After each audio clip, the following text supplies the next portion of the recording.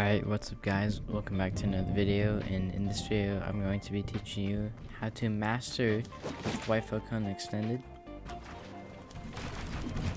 This retake is also called the Physics Classic, given by the name in the title.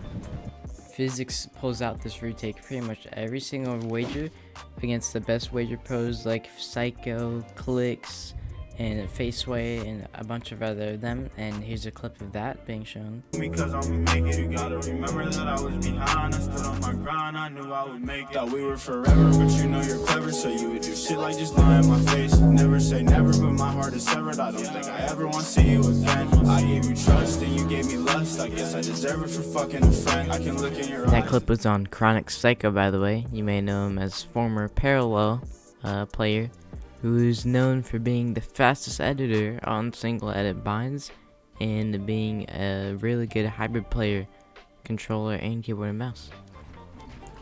So I've been watching Outcast Physics recently just because his builds are insane, and if you actually slow down the gameplay, you could see a lot more than just flashy retakes. Now what Physics exceeds at is his crosshair placement.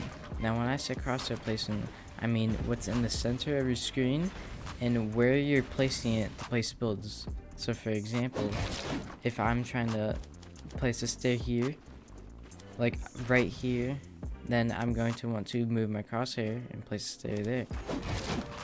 But if I wanted to stay back a bit and like get cover, then I put my crosshair like more out in front of me. That's just an example, but more on crosshair placement will be described in this video. Now I'll link the original inspiration of this video, but there's a few more things I'd like to cover from his perspective. But I'll just make it quick and easy for you guys.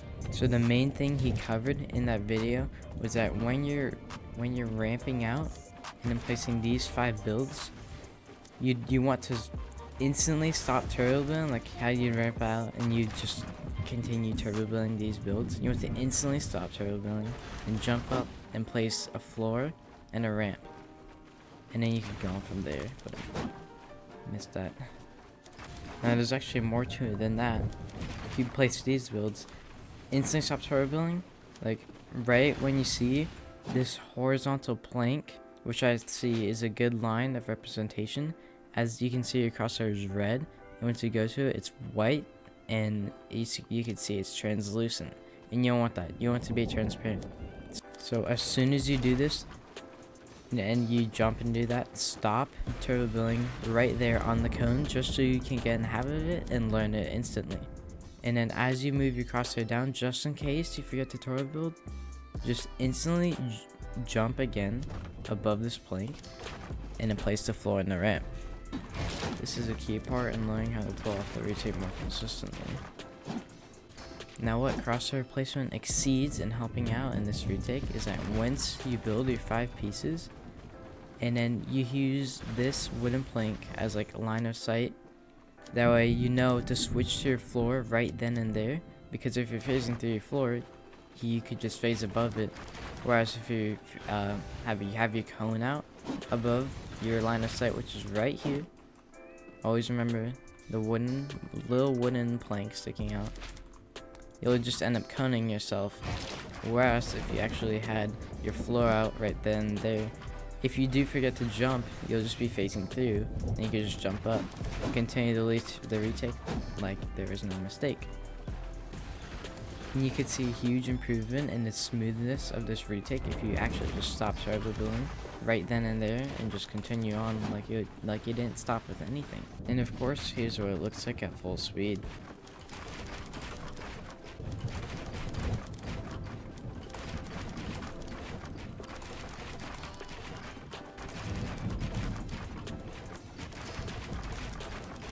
And last but not least, when you do stop turbo building the cone, like right here, you do have to remember to stop turbo building the floor as well, because when you jump up and you keep turbo building the floor, or if you switch back to your floor from the ramp, you might end up sticking it underneath your cone and not be able to place the walls where you need to, and then you just end up blocking yourself off, and then you won't be able to do a perfect side jump. Here's an example of that.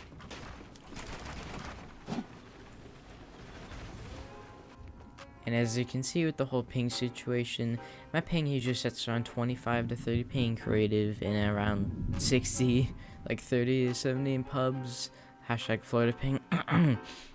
Well, you should be good to that as long as you get, I'd say, like less than 45 ping in creative, if you do want to just do in creative.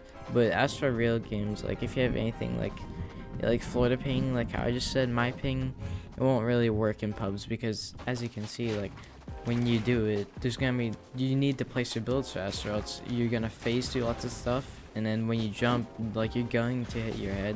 Like you won't be able to place builds faster, and you'll just end up phasing under the stair, like I do normally. Sometimes when I try to side jump normally like that, I just end up phasing through like the stair in game like that. High ping players are just normally phase through the stair, and that would be like the bad part for them, because they won't be able to actually do most of the stuff that like zero pingers do, like Outcast Physics. He's a zero pinger, that's why he does it so fluently, but he is cracked. Make sure you all go drop him a follow. I'm sure you've already heard of him.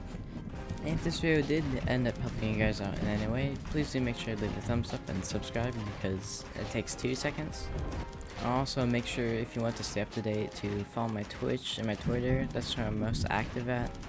And I'm trying to make more YouTube content for you guys. Maybe even make more analyzing videos.